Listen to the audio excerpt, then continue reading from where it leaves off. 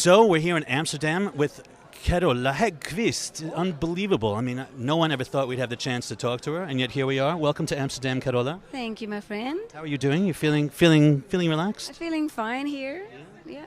30 years you've been in Eurovision world anyway. But did your career start when you did the first Eurovision in Munich, or was it? Did you have something going on before that? Yeah, I was in music school. I was in a rock band called Stand By, where I had to learn to take my high notes.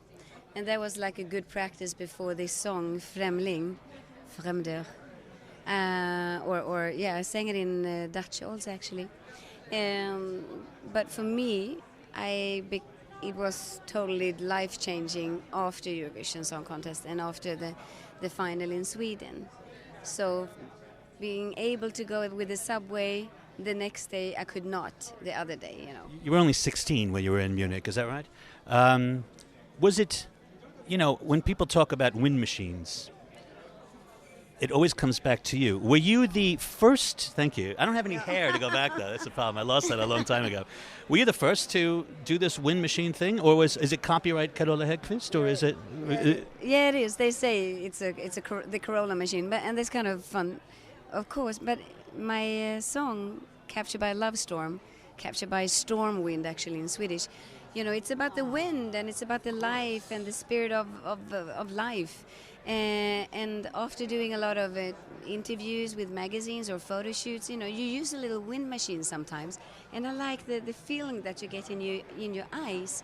You feel a little bit focused and determined, and that's how it is to be in Eurovision. You have to like to do your best in 3 minutes. Okay. It's not 4.5 minutes. You don't get a second take. You're on, and that's it. It's like it's like Formula One, or it's like a running race. I never thought about it that way, but you've maintained your connection to Eurovision all these years, and now post your 2006 appearance when you sang Invincible. What's happening? What's the next 30 years for you? Where do you want to see yourself? Do you feel you've accomplished everything you wanted to? Is there more? What's happening? Whoa, wow, many questions there. But I feel content in a way that it's getting better and better with age. I'm not super old, but I've been doing a lot, and I have a career outside Eurovision. And I have a life outside Eurovision, and that's very important. But I'm working on new songs, but everything from pop, rock, soul, till worship, gospel songs, which I really love and feel. So I'm both in the two worlds in a way, and now it's coming together. Before it was more like if you're a Christian, then you can only sing in church, but that's not how it is any longer. I feel it's good. There's quite a few Christian singers that have crossed over and doing pop music now as well. So you feel comfortable in both worlds. Yeah, it has to mean something for you, and I feel comfortable in that, and then I'm mentoring. I'm having a school, Carola Camp. Creative artists, music and performance, which helps. I help them bring out the best in you.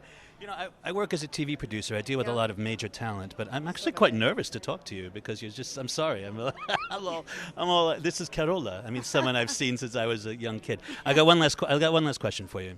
I want to do like a typical Carola entrance. Like, your entrances are grand. This morning you came down some stairs and this and that. So can you judge me and tell me what I have to improve if I were?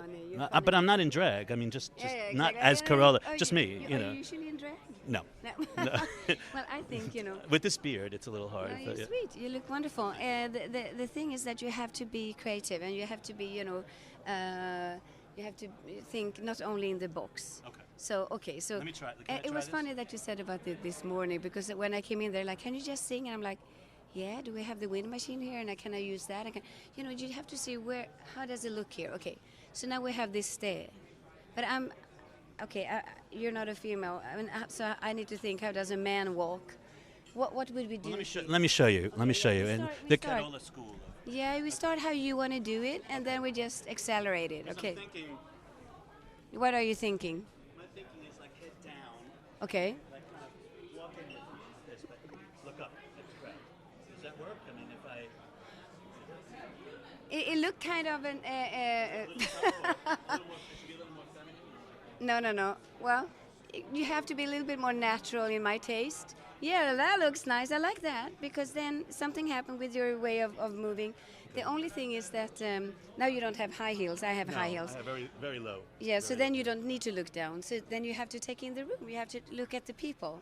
You have to walk a little bit more slowly. It's all about eye contact. It's all about Not only, but you can look like if you have eye contact, even if you don't. But you take in the room, Okay. and you can be a little bit more calm. So try it again, One more time, my friend. All right. So just take a deep breath and concentrate and do it because you only have one time, one chance. Here we go. No, now it didn't feel natural. Now you're joking around. Do you want to joke around with it? No. I was trying to be serious. Okay. Let's do it. Relaxed. Okay, if we're out on a date, come to me if we're going to go out on a date.